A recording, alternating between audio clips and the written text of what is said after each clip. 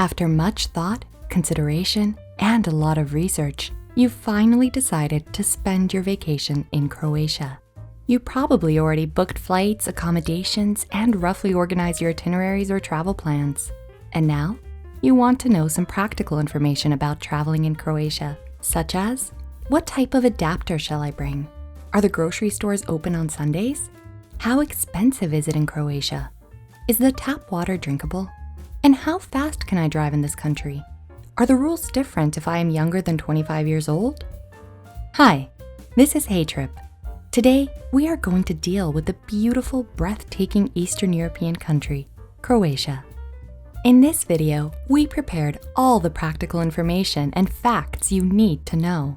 If you want more detailed information about certain aspects, we will also share the corresponding link in the description. Enjoy the video. Before we start, here are the 4 big chapters that we are going to talk about.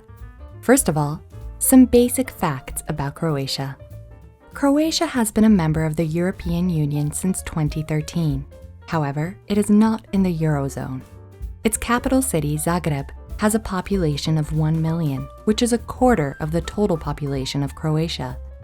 As a comparison, the 4.3 million population of Croatia corresponds to only approximately 5% of the population in Germany and 1.3% of the population in the US.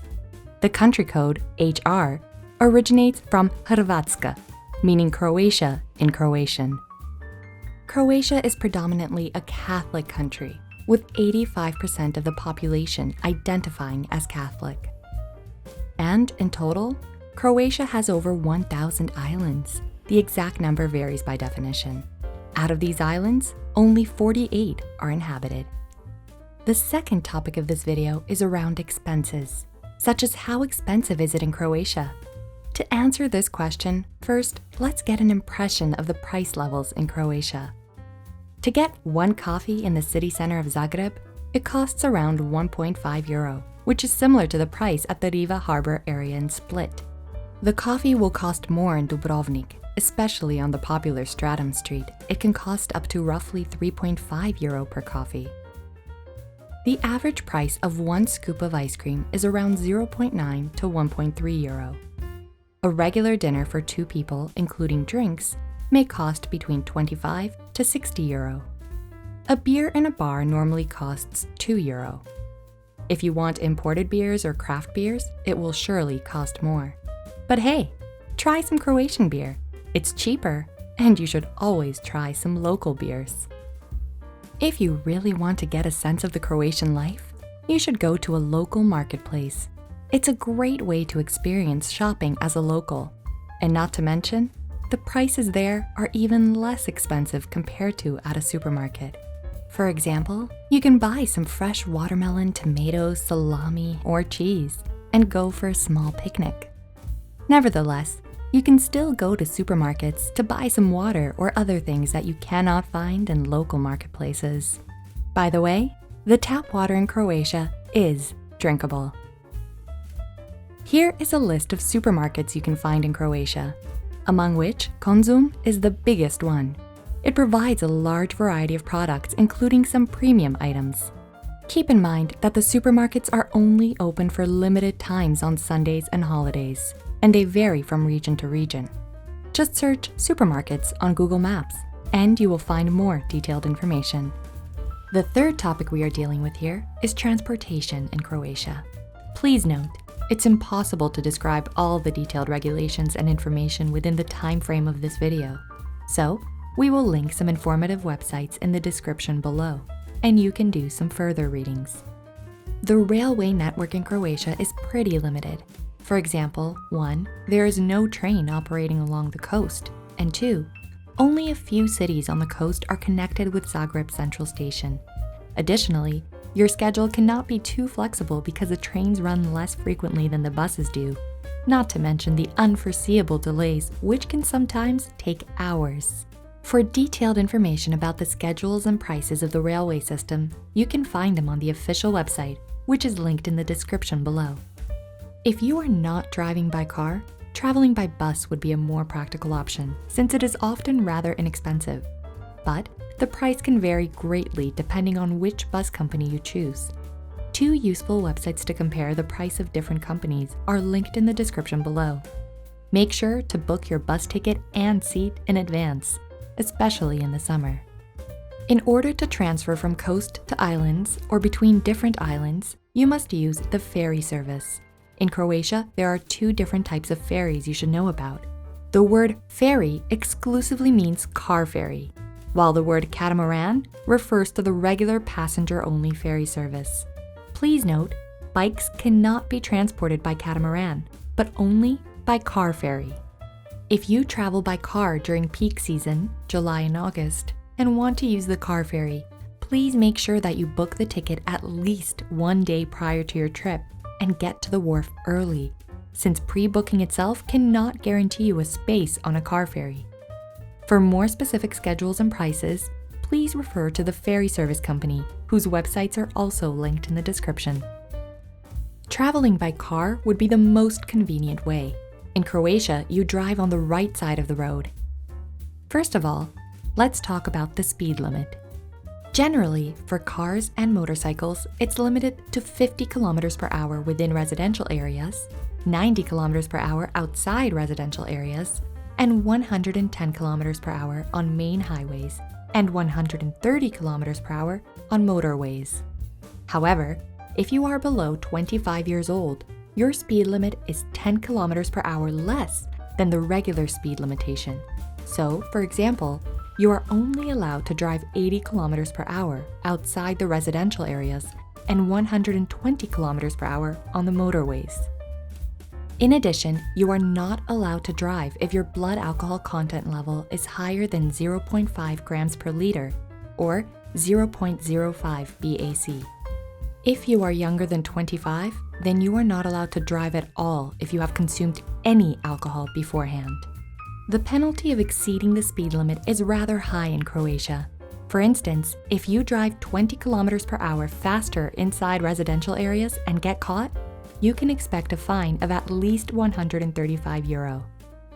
Similarly, in the matter of parking violations, a risk of a €40 fine plus potential towing cost is absolutely possible. In the following part, further miscellaneous information around driving in Croatia will be discussed. Unlike in Germany, you must pay tolls on motorways in Croatia, as well as when using certain tunnels and bridges. This toll is distance-based. For example, if you drive from Zagreb to Dubrovnik, the toll fee would be around €30. To keep it simple, for a normal passenger car, one can estimate this cost to be €8 per 100 kilometers. Besides the toll that needs to be considered when driving through Croatia, you still have to pay for fuel. Here we list the fuel price in Croatia so that you can roughly estimate your fuel cost. Adding fuel cost to the total cost, you can calculate the total cost of transportation by car. In order to avoid unnecessary accidents in the wintertime, which is from the 15th of November to the 15th of April, winter tires are mandatory. In case of an accident on the road, call the emergency number 112, which is also a general number for other emergency situations, such as fire or crime. If you get injured somewhere, your health should be covered by the health insurance service. As an EU citizen, you should at least have the European Health Insurance Card, which is a state-provided healthcare. Just check with your insurance provider before your trip. In the matter of non-EU citizens, it is mandatory to have a valid health insurance when applying for the Schengen visa before your trip to Croatia. We call this next part of the video, Things You Need to Know, which includes various aspects of travel information. In this section, we divided it into 2 parts. The first part deals with the information that you need to know before your trip. For example, what kind of items you should bring.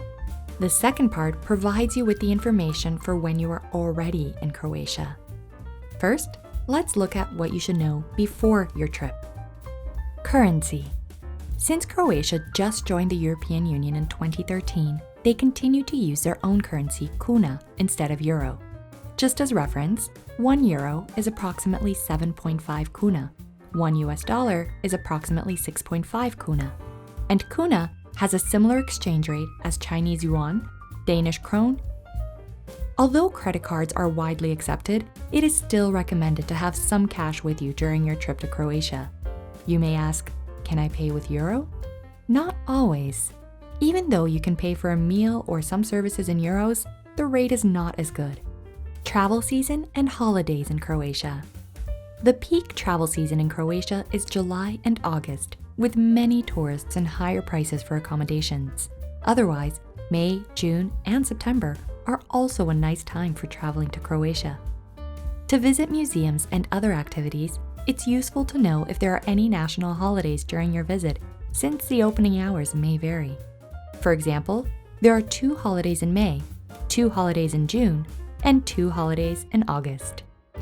Items to bring. The socket used in Croatia is a Type F, 230 volts/50 Hz, which is used in many European countries such as Germany, Spain, and Italy. Traveling to Croatia does not require special vaccination, but it is still recommended to update your standard vaccination if necessary. In addition, it wouldn't do any harm to bring an insect repellent spray with you for you and your family. Ultimately, bring swimming gear, sandals or flip-flops to avoid sea urchin, and of course, enough sunscreen. If you forget anything, don't worry.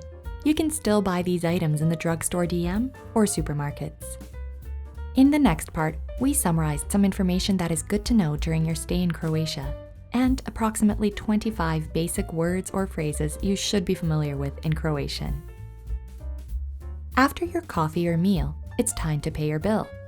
Although it is not mandatory to tip in Croatia, people normally give a tip to round up the bill in a cafe and up to 10% in a restaurant.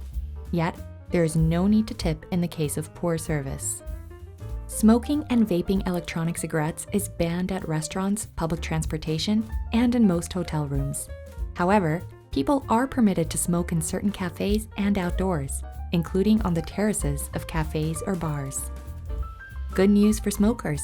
The price of cigarettes in Croatia is rather inexpensive compared to other places like Germany. Like in all other European countries, the convention for floor numbering is ground floor, first floor, second floor, etc. In the next 3 minutes, we will quickly brief through some basic words and phrases you need in Croatia.